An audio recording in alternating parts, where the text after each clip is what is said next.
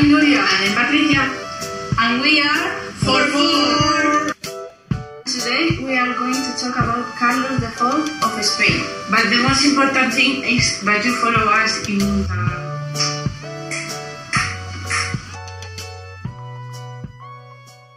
Carlos Antonio Pascual Francisco Javier Juan Nepomuceno José Juan Mario Serafín Diego was born on the 11th of November 1748 and he died in the 20th of January of 1819.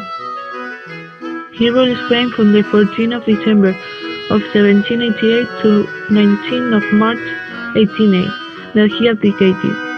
He was the son of Carlos III, King of Naples and Sicily, and Maria Amelia of Saxony, and he had the fame for being manipulable and from being dominated by his wife, Maria Luisa of Parma, and Manuel Godoy, his Secretary of State, known for being his wife's lover.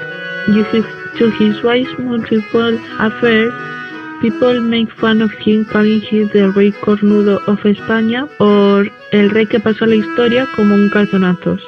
He received a great education and a religious formation. He was instructed in politics and history and learned French, Spanish and Italian. He enjoyed culture, especially music and art. He even learned how to play the violin and cello.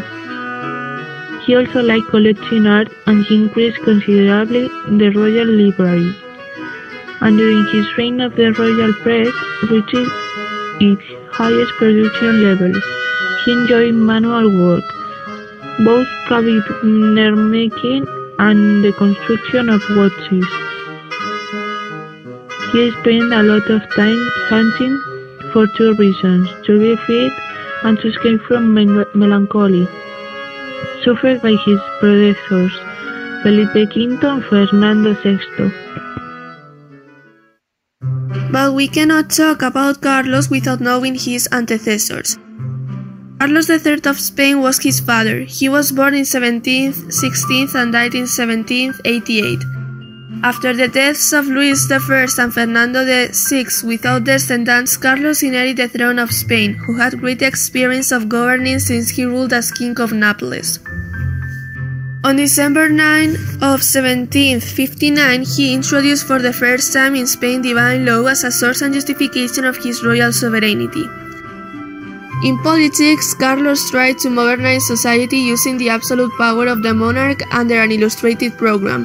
In the enlightenment of his time, Carlos III made important changes without making major changes in social, political, and economic matters.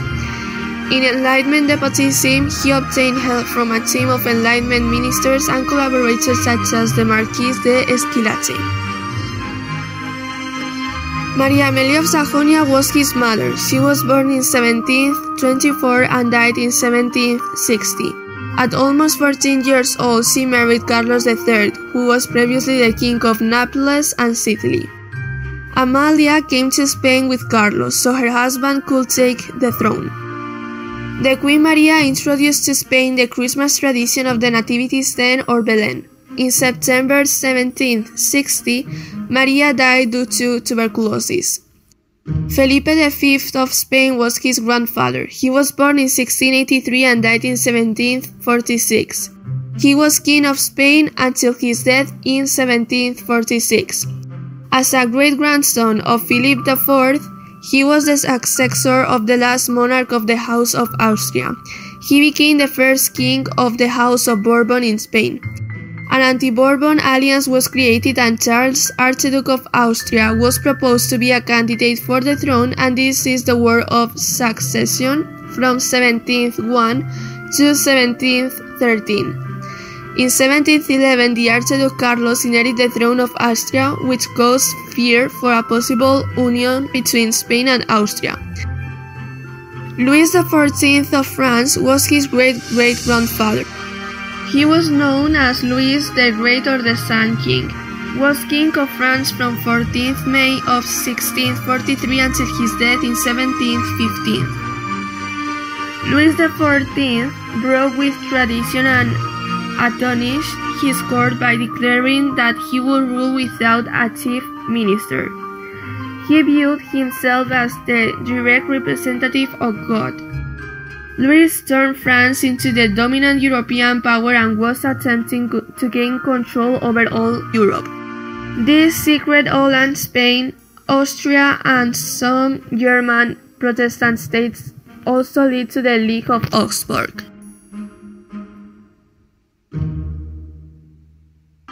The spouse of Carlos was called Maria Luisa of Parma, and they were first cousins. She was born on the 9th of December 1751 and died in January the 2nd of 1819. She was the youngest daughter of Philip, Duke of Parma, and Louise Elizabeth of France. She was present in the first meeting of his husband and his prime minister, since she shared the issues of the country with his husband. This led to rumors of her being a positive power for the country.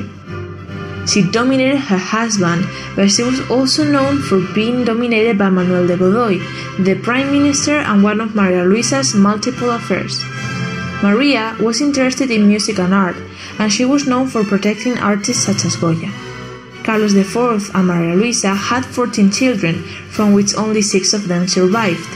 They had around 10 miscarriages. Till 1784, the couple did not have a crown hire that could survive its first years.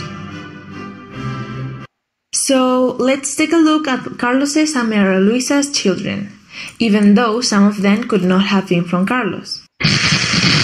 The firstborn, Carlos Clemente, was born in 1771, but he lived only for 3 years. Carlos Joaquina, the second child, married John VI of Portugal in 1775, so she became Queen of Portugal. Maria Luisa was the third child. She was born in 1777 and unfortunately died at only 5 years old. Maria Amelia, the fourthborn, was born in 1779, and she married her uncle. She died shortly after giving birth to his first son. In 1780, Carlos Domingo was born. After his birth, as a sign of celebration, Carlos IV pardoned all the convicts from Puerto San Julián, but he only lived for 3 years. Then, in 1782, Maria Luisa was born, named after her oldest deceased sister. She married the King of Etruria and became Duchess of Lucca in her own right. She later died of cancer in 1824. In 1783, they had twins, Carlos Francisco de Paula and Felipe Francisco de Paula, and they died a year later with a month apart. Finally, the successor was born, Fernando VII of Spain. He married the Princess of Naples and Sicily in 1802. Then, he succeeded his father in 1808, but a month later, he was deposed by Joseph Bonaparte to become King of Spain again, in 1813, and married 3 other women.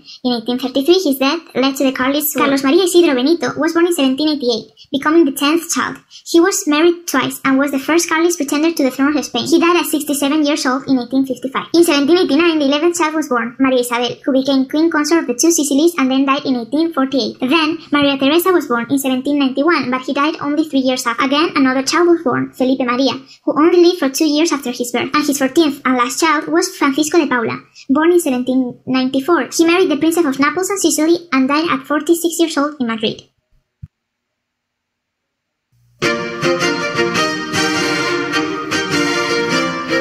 When his uncle Fernando VI of Spain died, his father became the King of Spain.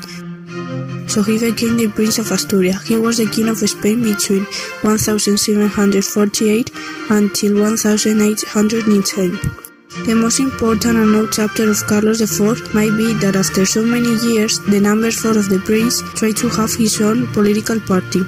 Carlos reached out to the Conde of Aranda, known for being the rival of Florida Blanca, the Secretary of Spain, and asked to reform the monarchy. Carlos IV found out the conspiracy and sent a letter to the prince blaming all on the bad influence of the Prince of Asturias. Por último, quiero hacerte otra observación importante. Las mujeres son naturalmente débiles y ligeras, carecen de instrucción y acostumbran a mirar las cosas superficialmente, de que resulta tomar incautelamente las impresiones que otras gentes con sus miras y fines particulares las quieren dar. Con tu entendimiento basta esta observación y advertencia general. He faced Spain against revolutionary friends in the War of the Convention and was defeated. Under the auspice of his Prime Minister, Godoy radically changed Spain's foreign policy and allied with Napoleon's friends. This alliance caused great discontent in the population, which was rebelled against the monarchs and starred in an episode known as the Immunity of Aranjuez in 1808, in which Carlos IV abdicated to his son, Fernando VII. Lost the throne, Carlos IV went to Napoleon, who forced Fernando VII to return the crown to his father, and subsequently Carlos IV gave the throne to Napoleon, as he promised, after his Napoleon appoints his brother, José Bonaparte, King of Spain, who took over the title under the name of José I. Thus the reign of Carlos IV ended as the Spanish War of Independence began. Carlos remained a prisoner of Napoleon until his final defeat in 1814, after Fernando VII returned to the throne, keeping his father banished for fear of being challenged.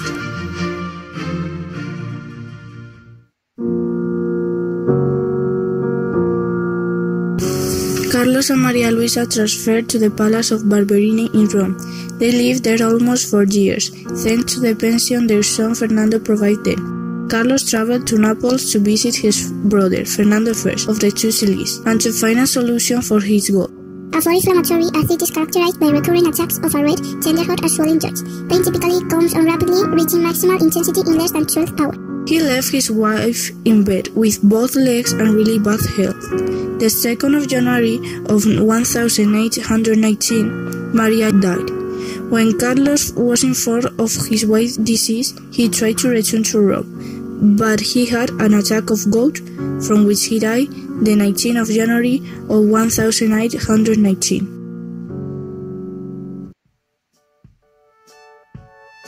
While we were investigating about Carlos IV for being able to do the essay, we found out some data of curiosity that we have found interesting. One of these facts is the number of children, births, and miscarriages that Maria Luisa had. She had a lot, and especially in that period since the medical condition was appalling. Also, only 6 or 14 children of them died. While reading about his reign, we found something his father said to Carlos about his wife. We find it funny, but we think this is relevant to understand what kind of person he was, manipulable. Carlos IV le dijo a su padre que una reina no podía engañarme porque no tiene otro rey más cerca que su esposo. A lo que Carlos III no pudo aguantarse ante la simpleza del razonamiento de su hijo y le respondió: Carlos, qué tonto eres. Las princesas también pueden ser putas, hijo mío. We also found a description of how he was and what affirms what we have said before. El rostro y aspecto general de Carlos IV eran excesivamente originales. La nariz, de tamaño exagerado, era la característica de su fisonomía, y en cuanto al pelo, blanco y nada abundante. Su conjunto era inexpresivo y sin ningún atractivo físico, en cambio parecía bondadoso y muy amable. We have also found out that in his portrait of the royal family of Goya, Goya painted his saints in the left of painting and at the back walking on a canvas and looking straight at the great beaver, as related in Las Meninas. If you enjoyed this video, don't forget to like it, and if you want to see more videos, subscribe to our channel, and don't forget to follow us on Instagram.